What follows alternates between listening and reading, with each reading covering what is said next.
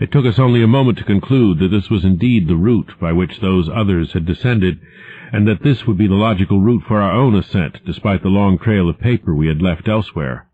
The tower's mouth was no farther from the foothills and our waiting plain than was the great terraced building we had entered, and any further subglacial exploration we might make on this trip would lie in this general region.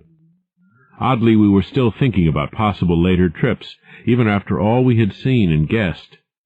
Then, as we picked our way cautiously over the debris of the great floor, there came a sight which for the time excluded all other matters.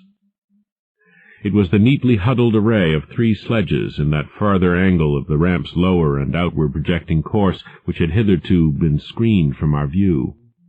There they were, the 3 sledges missing from Lake's camp, shaken by a hard usage which must have included forcible dragging along great reaches of snowless masonry and debris, as well as much hand portage over utterly unnavigable places. They were carefully and intelligently packed and strapped, and contained things memorably familiar enough: the gasoline stove, fuel cans, instrument cases, provision tins, tarpaulins obviously bulging with books, and some bulging with less obvious contents, everything derived from Lake's equipment. After what we had found in that other room, we were in a measure prepared for this encounter. The really great shock came when we stepped over and undid one tarpaulin whose outlines had peculiarly disquieted us. It seems that others as well as Lake had been interested in collecting typical specimens, for there were 2 here, both stiffly frozen, perfectly preserved, patched with adhesive plaster where some wounds around the neck had occurred, and wrapped with patent care to prevent further damage. They were the bodies of young Gedney and the missing dog. 10. Many people will probably judge us callous as well as mad for thinking about the northward tunnel and the abyss so soon after our somber discovery, and I am not prepared to say that we would have immediately revived such thoughts but for a specific circumstance which broke in upon us and set up a whole new train of speculations. We had replaced the tarpaulin over poor Gedney, and were standing in a kind of mute bewilderment when the sounds finally reached our consciousness. The first sounds we had heard since descending out of the open where the mountain wind whined faintly from its unearthly heights. Well-known and mundane though they were, their presence in this remote world of death was more unexpected and unnerving than any grotesque or fabulous tones could possibly have been, since they gave a fresh upsetting to all our notions of cosmic harmony. Had it been some trace of that bizarre musical piping over a wide range which Lake's dissection report had led us to expect in those others, and which indeed our overwrought fancies had been reading into every wind-howl we had heard since coming on the camp horror, it would have had a kind of hellish congruity with the eon-dead region around us. A voice from other epochs belongs in a graveyard of other epochs. As it was, however, the noise shattered all our profoundly seated adjustments, all our tacit acceptance of the inner Antarctic as a waste as utterly and irrevocably void of every vestige of normal life as the sterile disk of the moon. What we heard was not the fabulous note of any buried blasphemy of elder Earth, from whose supernal toughness an age-denied polar sun had evoked a monstrous response. Instead, it was a thing so mockingly normal and so unerringly familiarized by our sea days off Victoria Land and our camp days at McMurdo Sound that we shuddered to think of it here, where such things ought not to be. To be brief, it was simply the raucous squawking of a penguin. The muffled sound floated from subglacial recesses nearly opposite to the corridor whence we had come, regions manifestly in the direction of that other tunnel to the vast abyss. The presence of a living water-bird in such a direction, in a world whose surface was one of age-long and uniform lifelessness, could lead to only one conclusion. Hence our first thought was to verify the objective reality of the sound. It was indeed repeated, and seemed at times to come from more than one throat.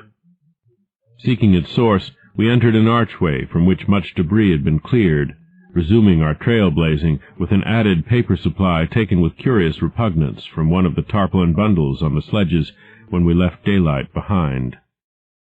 As the glaciated floor gave place to a litter of detritus, we plainly discerned some curious dragging tracks, and once Danforth found a distinct print of a sort whose description would be only too superfluous. The course indicated by the penguin cries was precisely what our map and compass prescribed as an approach to the more northerly tunnel mouth, and we were glad to find that a bridgeless thoroughfare on the ground and basement levels seemed open. The tunnel, according to the chart, ought to start from the basement of a large pyramidal structure, which we seemed vaguely to recall from our aerial survey as remarkably well preserved. Along our path the single torch showed a customary profusion of carvings, but we did not pause to examine any of these. Suddenly a bulky white shape loomed up ahead of us, and we flashed on the second torch. It is odd how wholly this new quest had turned our minds from earlier fears of what might lurk near. Those other ones, having left their supplies in the great circular place, must have planned to return after their scouting trip toward or into the abyss, yet we had now discarded all caution concerning them as completely as if they had never existed. This white, waddling thing was fully 6 feet high, yet we seemed to realize at once that it was not one of those others. They were larger and dark, and according to the sculptures their motion over land surfaces was a swift, assured matter despite the queerness of their sea-borne tentacle equipment. But to say that the white thing did not profoundly frighten us would be vain.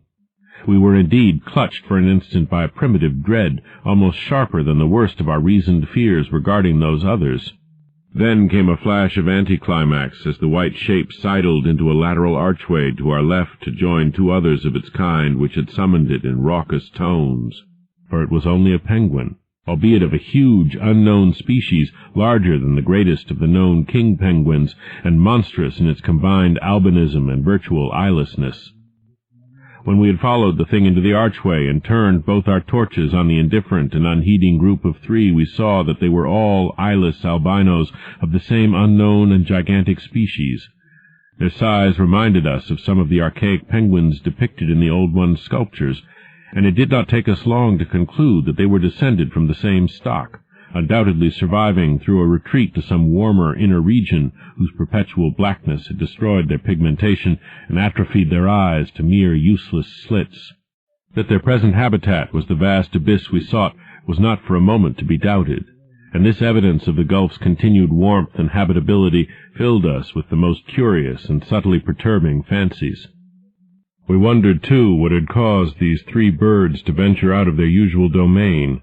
The state and silence of the great dead city made it clear that it had at no time been an habitual seasonal rookery, whilst the manifest indifference of the trio to our presence made it seem odd that any passing party of those others should have startled them. Was it possible that those others had taken some aggressive action or tried to increase their meat supply?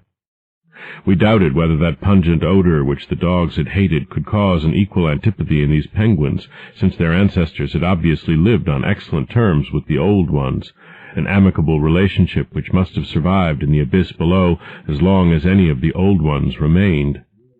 Regretting, in a flare-up of the old spirit of pure science, that we could not photograph these anomalous creatures, we shortly left them to their squawking and pushed on toward the abyss whose openness was now so positively proved to us, and whose exact direction occasional penguin tracks made clear.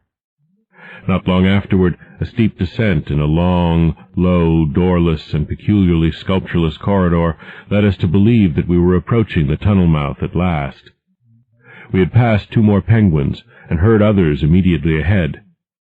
Then the corridor ended in a prodigious open space which made us gasp involuntarily, a perfect inverted hemisphere, obviously deep underground, fully 100 feet in diameter and 50 feet high, with low archways opening around all parts of the circumference but one, and that one yawning cavernously with a black-arched aperture which broke the symmetry of the vault to a height of nearly 15 feet.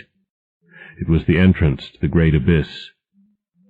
In this vast hemisphere, whose concave roof was impressively, though decadently carved to a likeness of the primordial celestial dome, a few albino penguins waddled, aliens there, but indifferent and unseeing. The black tunnel yawned indefinitely off at a steep descending grade, its aperture adorned with grotesquely chiseled jambs and lintel. From that cryptical mouth we fancied a current of slightly warmer air, and perhaps even a suspicion of vapor proceeded, and we wondered what living entities other than penguins the limitless void below and the contiguous honeycombings of the land and the Titan mountains might conceal. We wondered, too, whether the trace of mountain-top smoke at first suspected by poor Lake, as well as the odd haze we had ourselves perceived around the rampart-crowned peak, might not be caused by the tortuous-channeled rising of some such vapor from the unfathomed regions of Earth's core. Entering the tunnel, we saw that its outline was, at least at the start, about 15 feet each way, sides, floor, and arched roof composed of the usual megalithic masonry. The sides were sparsely decorated with cartouches of conventional designs in a late decadent style, and all the construction and carving were marvelously well preserved. The floor was quite clear, except for a slight detritus bearing outgoing penguin tracks and the inward tracks of those others. The farther one advanced, the warmer it became, so that we were soon unbuttoning our heavy garments. We wondered whether there were any actual igneous manifestations below, and whether the waters of that sunless sea were hot. After a short distance the masonry gave place to solid rock, though the tunnel kept the same proportions and presented the same aspect of carved regularity. Occasionally its varying grade became so steep that grooves were cut in the floor. Several times we noted the mouths of small lateral galleries not recorded in our diagrams, none of them such as to complicate the problem of our return, and all of them welcome as possible refuges in case we met unwelcome entities on their way back from the abyss.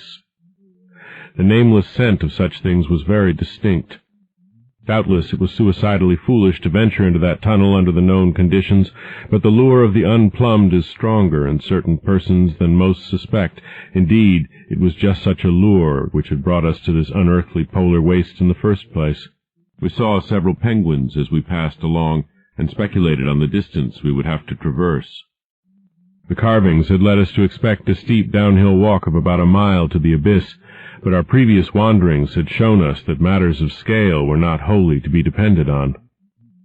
After about a quarter of a mile that nameless scent became greatly accentuated, and we kept very careful track of the various lateral openings we passed. There was no visible vapor as at the mouth, but this was doubtless due to the lack of contrasting cooler air. The temperature was rapidly ascending, and we were not surprised to come upon a careless heap of material shudderingly familiar to us. It was composed of furs and tent cloth taken from Lake's camp, and we did not pause to study the bizarre forms into which the fabrics had been slashed. Slightly beyond this point we noticed a decided increase in the size and number of the side galleries, and concluded that the densely honeycombed region beneath the higher foothills must now have been reached. The nameless scent was now curiously mixed with another and scarcely less offensive odor, of what nature we could not guess, though we thought of decaying organisms and perhaps unknown subterrane fungi.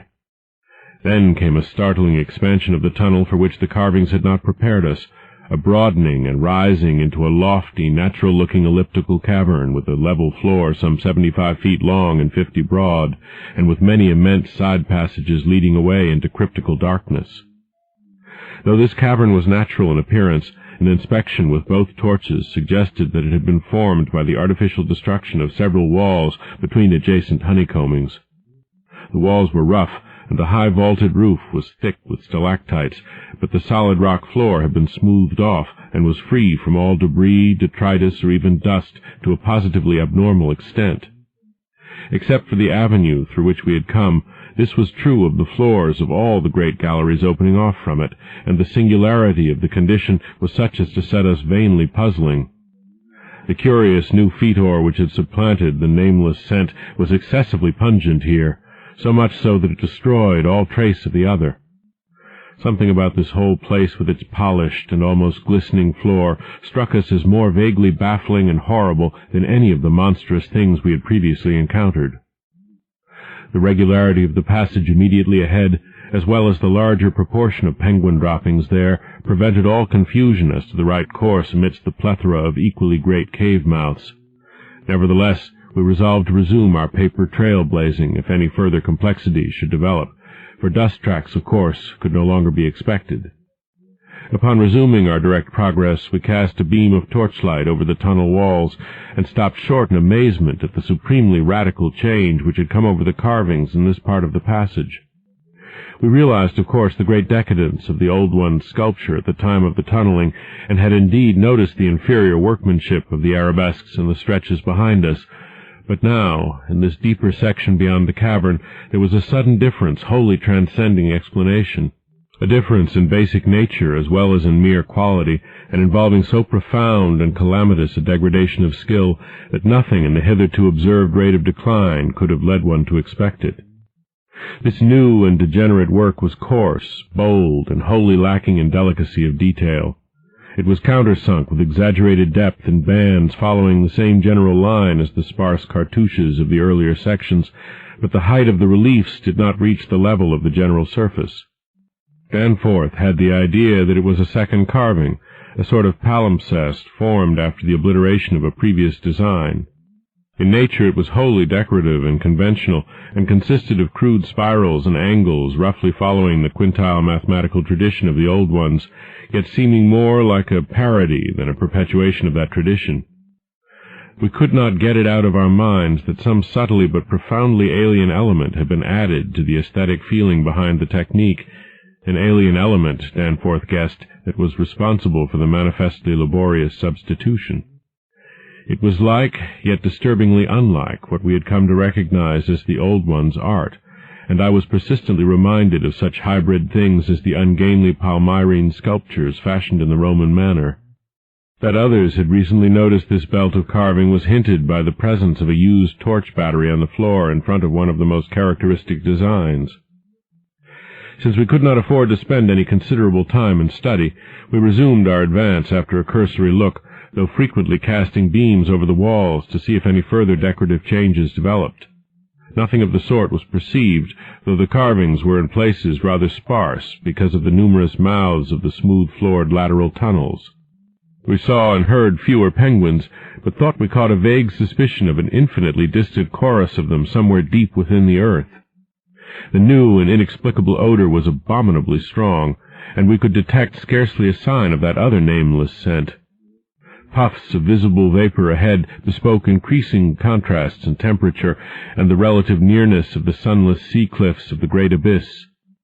Then, quite unexpectedly, we saw certain obstructions on the polished floor ahead, obstructions which were quite definitely not penguins, and turned on our second torch after making sure that the objects were quite stationary. 11.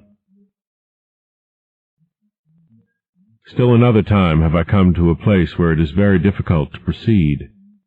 I ought to be hardened by this stage, but there are some experiences and intimations which scar too deeply to permit of healing, and leave only such an added sensitiveness that memory re-inspires all the original horror.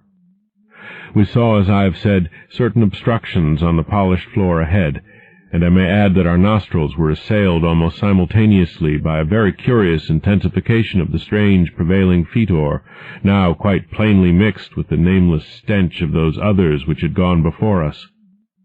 The light of the second torch left no doubt of what the obstructions were, and we dared approach them only because we could see, even from a distance, that they were quite as past all harming power as had been the 6 similar specimens unearthed from the monstrous star-mounded graves at Poor Lake's camp. They were indeed as lacking in completeness as most of those we had unearthed, though it grew plain from the thick, dark green pool gathering around them that their incompleteness was of infinitely greater recency. There seemed to be only 4 of them, whereas Lake's bulletins would have suggested no less than 8 as forming the group which had preceded us. To find them in this state was wholly unexpected, and we wondered what sort of monstrous struggle had occurred down here in the dark. Penguins, attacked in a body, retaliate savagely with their beaks, and our ears now made certain the existence of a rookery far beyond. Had those others disturbed such a place and aroused murderous pursuit? The obstructions did not suggest it, for penguin beaks against the tough tissues Lake had dissected could hardly account for the terrible damage our approaching glance was beginning to make out. Besides, the huge blind birds we had seen appeared to be singularly peaceful.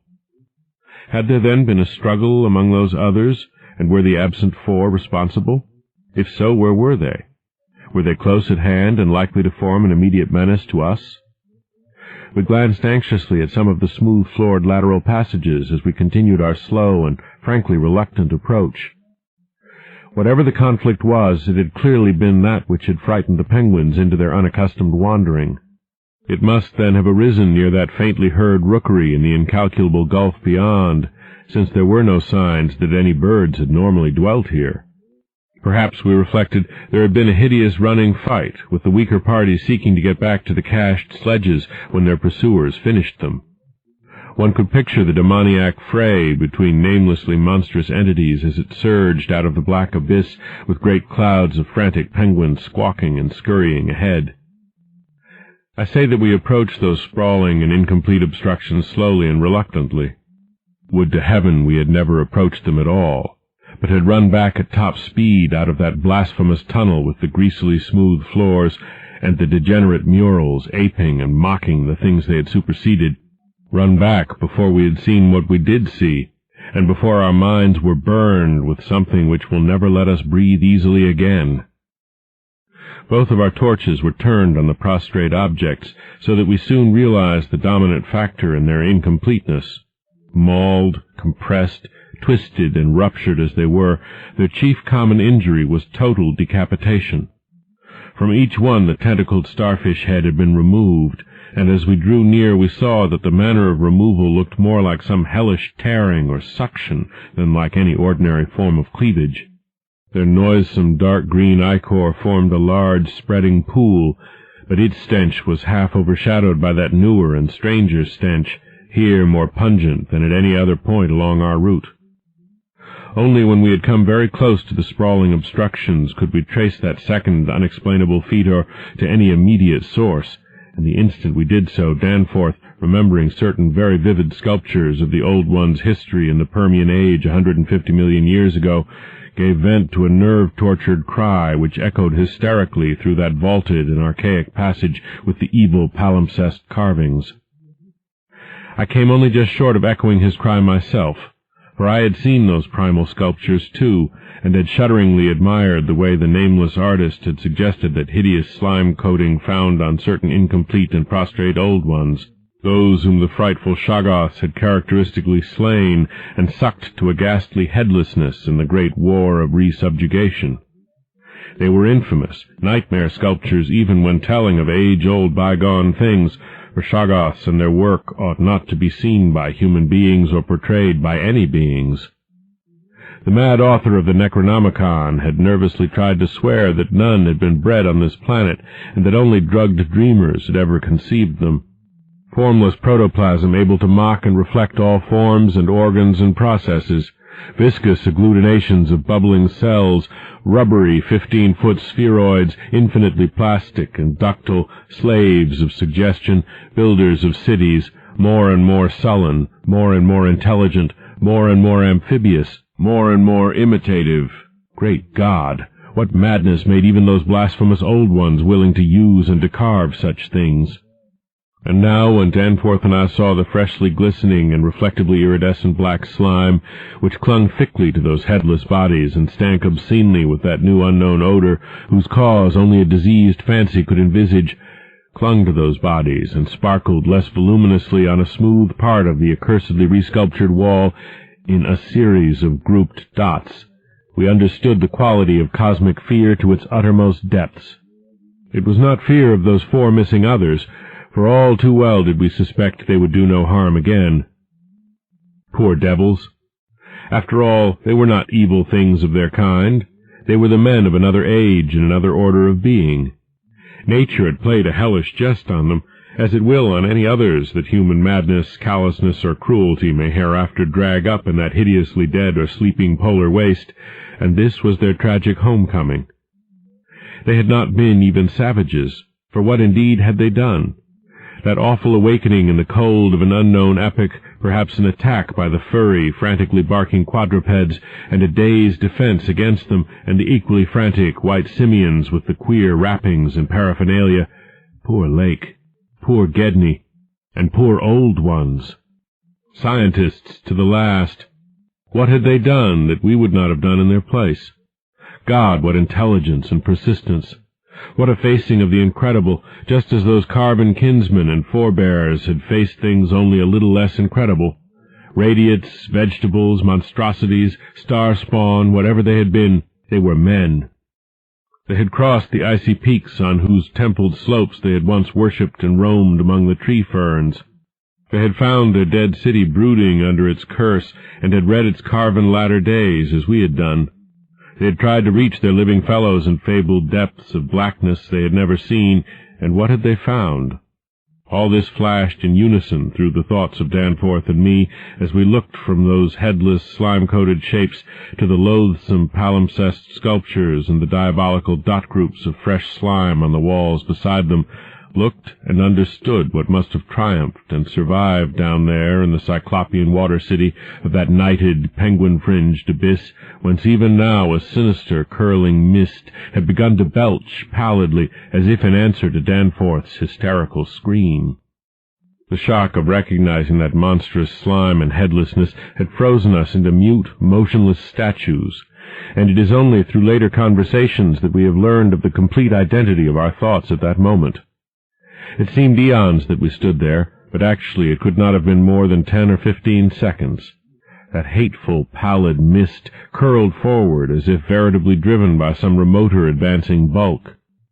And then came a sound which upset much of what we had just decided, and in so doing broke the spell and enabled us to run like mad past squawking, confused penguins over our former trail, back to the city, along ice-sunken megalithic corridors to the great open circle, and up that archaic spiral ramp in a frenzied automatic plunge for the sane outer air and light of day.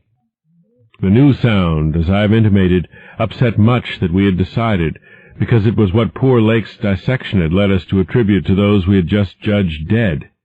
It was, Danforth later told me, precisely what he had caught in infinitely muffled form when at that spot beyond the alley corner above the glacial level, and it certainly had a shocking resemblance to the wind-pipings we had both heard around the lofty mountain caves. At the risk of seeming puerile, I will add another thing, too, if only because of the surprising way Danforth's impression chimed with mine. Of course, common reading is what prepared us both to make the interpretation, though Danforth has hinted at queer notions about unsuspected and forbidden sources to which Poe may have had access when writing his Arthur Gordon Pym a century ago.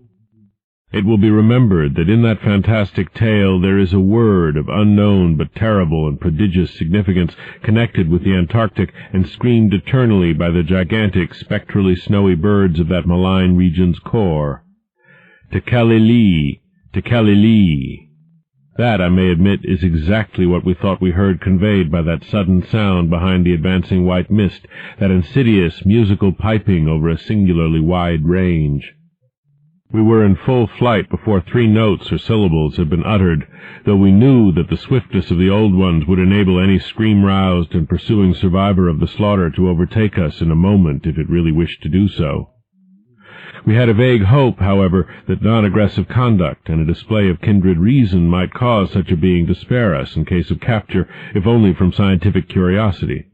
After all, if such a one had nothing to fear for itself, it would have no motive in harming us. Concealment being futile at this juncture, we used our torch for a running glance behind, and perceived that the mist was thinning. Would we see at last a complete and living specimen of those others? Again came that insidious musical piping, Tekeli-li, Tekeli-li.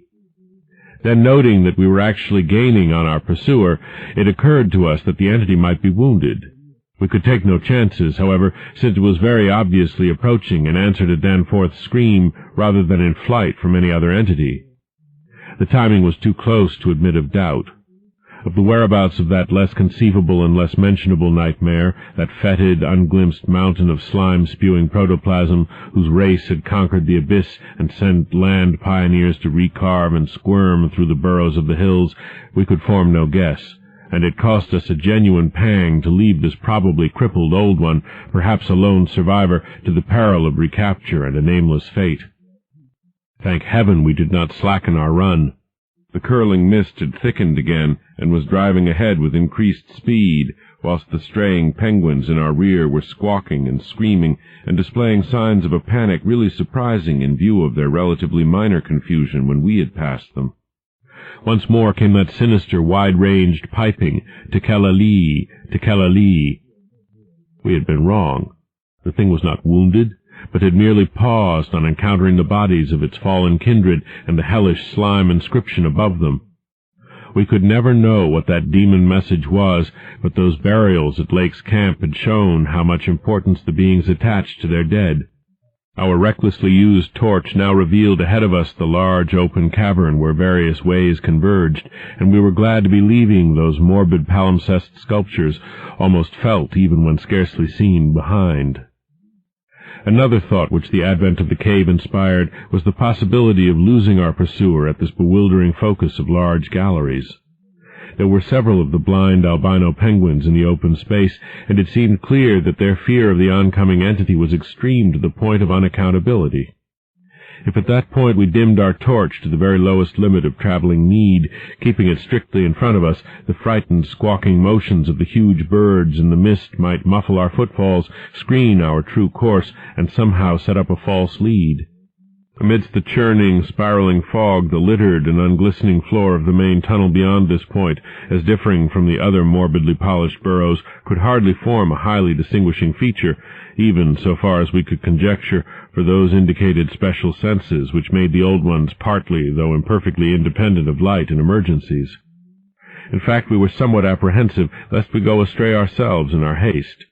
For we had, of course, decided to keep straight on toward the dead city, since the consequences of loss in those unknown foothill honeycombings would be unthinkable. The fact that we survived and emerged is sufficient proof that the thing did take a wrong gallery whilst we providentially hit on the right one. The penguins alone could not have saved us, but in conjunction with the mist they seemed to have done so. Only a benign fate kept the curling vapors thick enough at the right moment, for they were constantly shifting and threatening to vanish. Indeed, they did lift for a second just before we emerged from the nauseously resculptured tunnel into the cave, so that we actually caught one first and only half glimpse of the oncoming entity as we cast a final, desperately fearful glance backward before dimming the torch and mixing with the penguins in the hope of dodging pursuit. If the fate which screened us was benign, that which gave us the half-glimpse was infinitely the opposite, for to that flash of semi-vision can be traced a full half of the horror which has ever since haunted us. Our exact motive in looking back again was perhaps no more than the immemorial instinct of the pursued to gauge the nature and course of its pursuer, or perhaps it was an automatic attempt to answer a subconscious question raised by one of our senses. In the midst of our flight, with all our faculties centered on the problem of escape, we were in no condition to observe and analyze details, yet even so our latent brain cells must have wondered at the message brought them by our nostrils. Afterward we realized what it was, that our retreat from the fetid slime coating on those headless obstructions and the coincident approach of the pursuing entity had not brought us the exchange of stenches which logic called for. In the neighborhood of the prostrate things, that new and lately unexplained fetor had been wholly dominant, but by this time it ought to have largely given place to the nameless stench associated with those others. This it had not done, for instead the newer and less bearable smell was now virtually undiluted and growing more and more poisonously insistent each second. So we glanced back. Simultaneously, it would appear, though no doubt the incipient motion of one prompted the imitation of the other. As we did so, we flashed both torches full strength at the momentarily thinned mist, either from sheer primitive anxiety to see all we could, or in a less primitive but equally unconscious effort to dazzle the entity before we dimmed our light and dodged among the penguins of the labyrinth center ahead. Unhappy act! Not Orpheus himself or Lot's wife paid much more dearly for a backward glance. And again came that shocking, wide-ranged piping, "Tekela-lee, Tekela-lee." I might as well be frank, even if I cannot bear to be quite direct, in stating what we saw, though at the time we felt that it was not to be admitted even to each other. The words reaching the reader can never even suggest the awfulness of the sight itself. It crippled our consciousness so completely that I wonder we had the residual sense to dim our torches as planned and to strike the right tunnel toward the dead city. Instinct alone must have carried us through, perhaps better than reason could have done, though if that was what saved us, we paid a high price. Of reason we certainly had little enough left. Danforth was totally unstrung, and the first thing I remember of the rest of the journey was hearing him light-headedly chant an hysterical formula in which I alone of mankind could have found anything but insane irrelevance. It reverberated in falsetto echoes among the squawks of the penguins, reverberated through the vaultings ahead, and, thank God, through the now empty vaultings behind. He could not have begun it at once, else we would not have been alive and blindly racing. I shudder to think of what a shade of difference in his nervous reactions might have brought. South Station under, Washington under, Park Street under, Kendall, Central, Harvard. The poor fellow was chanting the familiar stations of the Boston-Cambridge tunnel that burrowed through our peaceful native soil thousands of miles away in New England, yet to me the ritual had neither irrelevance nor home feeling. It had only horror, because I knew unerringly the monstrous, nefandous analogy that had suggested it. We had expected, upon looking back, to see a terrible and incredibly moving entity if the mists were thin enough, but of that entity we had formed a clear idea. What we did see, for the mists were indeed all too malignly thinned, was something altogether different, and immeasurably more hideous and detestable.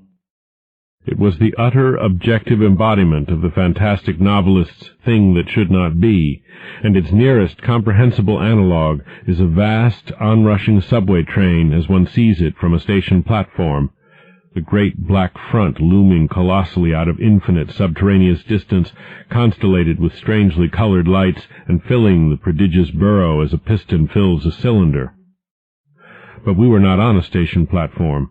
We were on the track ahead as the nightmare plastic column of fetid black iridescence oozed tightly onward through its 15-foot sinus, gathering unholy speed and driving before it a spiral, re-thickening cloud of the pallid abyss vapor. It was a terrible, indescribable thing, vaster than any subway train, a shapeful congeries of protoplasmic bubbles, faintly self-luminous, and with myriads of temporary eyes forming and unforming as pustules of greenish light all over the tunnel-filling front that bore down upon us, crushing the penguins and slithering over the glistening floor that it and its kind had swept so evilly free of all litter. Still came that eldritch mocking cry, "Tekela-Lee! Tekela-Lee!" And at last we remembered that the demoniac Shoggoths, given life, thought, and plastic organ patterns solely by the old ones, and having no language save that which the dot groups expressed, had likewise no voice save the imitated accents of their bygone masters. 12. Danforth and I have recollections of emerging into the great sculptured hemisphere and of threading our back trail through the cyclopean rooms and corridors of the dead city, yet these are purely dream fragments involving no memory of volition, details, or physical exertion. It was as if we floated in a nebulous world or dimension without time, causation, or orientation. The gray half-daylight of the vast circular space sobered us somewhat, but we did not go near those cached sledges or look again at poor Gedney and the dog. They have a strange and titanic mausoleum, and I hope the end of this planet will find them still undisturbed. It was while struggling up the colossal spiral incline that we first felt the terrible fatigue and short breath which our race through the thin plateau air had produced. But not even the fear of collapse could make us pause before reaching the normal outer realm of sun and sky. There was something vaguely appropriate about our departure from those buried epochs, for as we wound our panting way up the 60-foot cylinder of primal masonry, we glimpsed beside us a continuous procession of heroic sculptures in the dead race's early and undecayed technique, a farewell from the old ones, written 50 million years ago. Finally, scrambling out at the top, we found ourselves on a great mound of tumbled blocks, with the curved walls of higher stonework rising westward, and the brooding peaks of the great mountains showing beyond the more crumbled structures toward the east. The low Antarctic sun of midnight peered redly from the southern horizon through rifts in the jagged ruins, and the terrible age and deadness of the nightmare city seemed all the starker by contrast with such relatively known and accustomed things as the features of the polar landscape. The sky above was a churning and opalescent mass of tenuous ice vapors, and the cold clutched at our vitals.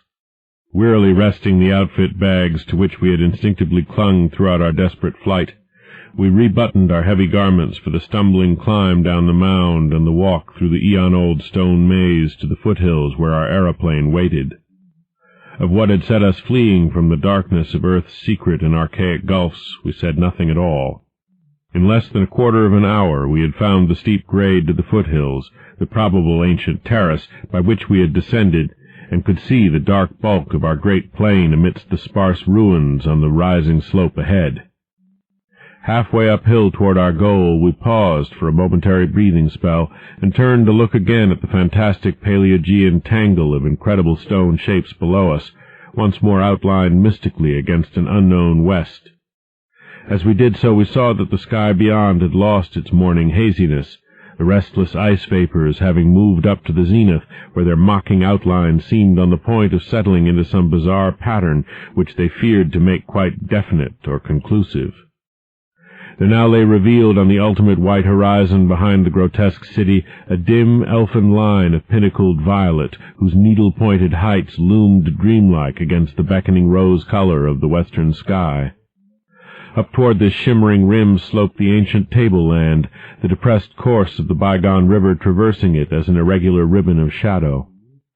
For a second we gasped in admiration of the scene's unearthly cosmic beauty, and then vague horror began to creep into our souls, for this far violet line could be nothing else than the terrible mountains of the forbidden land, highest of Earth's peaks and focus of Earth's evil, harborers of nameless horrors and Archean secrets, shunned and prayed to by those who feared to carve their meaning, untrodden by any living thing of earth, but visited by the sinister lightnings and sending strange beams across the plains in the polar night, beyond doubt the unknown archetype of that dreaded Kadeth and the cold waste beyond abhorrent Leng, whereof unholy primal legends hint evasively. We were the first human beings ever to see them, and I hope to God we may be the last. If the sculptured maps and pictures in that pre-human city had told truly, these cryptic violet mountains could not be much less than 300 miles away, yet none the less sharply did their dim elfin essence jut above that remote and snowy rim like the serrated edge of a monstrous alien planet about to rise into unaccustomed heavens. Their height then must have been tremendous, beyond all known comparison, carrying them up into tenuous atmospheric strata peopled by such gaseous wraiths as rash flyers have barely lived to whisper of after unexplainable falls. Looking at them, I thought nervously of certain sculptured hints of what the great bygone river had washed down into the city from their accursed slopes, and wondered how much sense and how much folly had lain in the fears of those old ones who carved them so reticently. I recalled how their northerly end must come near the coast at Queen Mary Land, where even at that moment Sir Douglas Mawson's expedition was doubtless working less than 1,000 miles away, and hoped that no evil fate would give Sir Douglas and his men a glimpse of what might lie beyond the protecting coastal range. Such thoughts formed a measure of my overwrought condition at the time, and Danforth seemed to be even worse. Yet long before we had passed the great star-shaped ruin and reached our plain, our fears had become transferred to the lesser but vast enough range whose recrossing lay ahead of us. From these foothills the black, ruin-crusted slopes reared up starkly and hideously against the east, again reminding us of those strange Asian paintings of Nicholas Roerich. And when we thought of the damnable honeycombs inside them, and of the frightful amorphous entities that might have pushed their fetidly squirming way even to the topmost hollow pinnacles, we could not face without panic the prospect of again sailing by those suggestive skyward cave mouths where the wind made sounds like an evil musical piping over a wide range. To make matters worse, we saw distinct traces of local mist around several of the summits, as poor Lake must have done when he made that early mistake about volcanism, and thought shiveringly of that kindred mist from which we had just escaped, of that and of the blasphemous, horror-fostering abyss whence all such vapors came. All was well with the plane, and we clumsily hauled on our heavy flying furs. Danforth got the engine started without trouble, and we made a very smooth take-off over the nightmare city. Below us the primal cyclopean masonry spread out as it had done when first we saw it, so short yet infinitely long a time ago, and we began rising and turning to test the wind for our crossing through the pass. At a very high level there must have been great disturbance, since the ice-dust clouds of the zenith were doing all sorts of fantastic things. But at 24,000 feet, the height we needed for the pass, we found navigation quite practicable. As we drew close to the jutting peaks, the wind's strange piping again became manifest, and I could see Danforth's hands trembling at the controls. Rank amateur though I was, I thought at that moment that I might be a better navigator than he in effecting the dangerous crossing between pinnacles, and when I made motions to change seats and take over his duties, he did not protest. I tried to keep all my skill and self-possession about me, and stared at the sector of reddish farther sky betwixt the walls of the pass, resolutely refusing to pay attention to the puffs of mountain-top vapor, and wishing that I had wax-stopped ears like Ulysses' men off the Siren's coast to keep that disturbing wind-piping from my consciousness. But Danforth, released from his piloting and keyed up to a dangerous nervous pitch, could not keep quiet. I felt him turning and wriggling about as he looked back at the terrible receding city, ahead at the cave-riddled, cube-barnacled peaks, sidewise at the bleak sea of snowy, rampart-strewn foothills, and upward at the seething, grotesquely clouded sky. It was then, just as I was trying to steer safely through the pass, that his mad shrieking brought us so close to disaster by shattering my tight hold on myself and causing me to fumble helplessly with the controls for a moment. A second afterward my resolution triumphed, and we made the crossing safely, yet I am afraid that Danforth will never be the same again. I have said that Danforth refused to tell me what final horror made him scream out so insanely, a horror which, I feel sadly sure, is mainly responsible for his present breakdown. We had snatches of shouted conversation above the wind's piping and the engines buzzing as we reached the safe side of the range and swooped slowly down toward the camp, but that had mostly to do with the pledges of secrecy we had made as we prepared to leave the nightmare city. Certain things, we had agreed, were not for people to know and discuss lightly, and I would not speak of them now but for the need of heading off that Starkweather Moor expedition and others at any cost.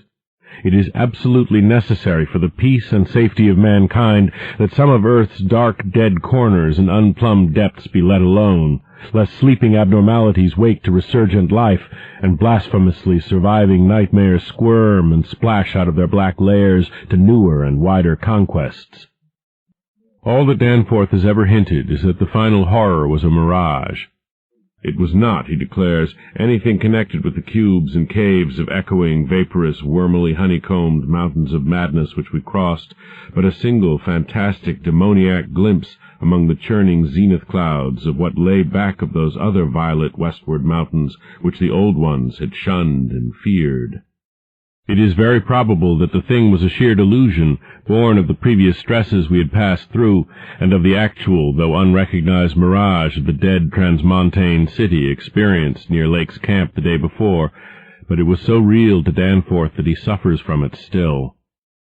He has on rare occasions whispered disjointed and irresponsible things about the Black Pit, the Carven Rim, the Proto-Shoggoths, the windowless solids with 5 dimensions, the nameless cylinder, the elder pharaohs, Yog-Sothoth, the primal white jelly, the color out of space, the wings, the eyes in darkness, the moon ladder, the original, the eternal, the undying, and other bizarre conceptions, but when he is fully himself he repudiates all this and attributes it to his curious and macabre reading of earlier years. Danforth, indeed, is known to be among the few who have ever dared go completely through that worm-riddled copy of the Necronomicon kept under lock and key in the college library.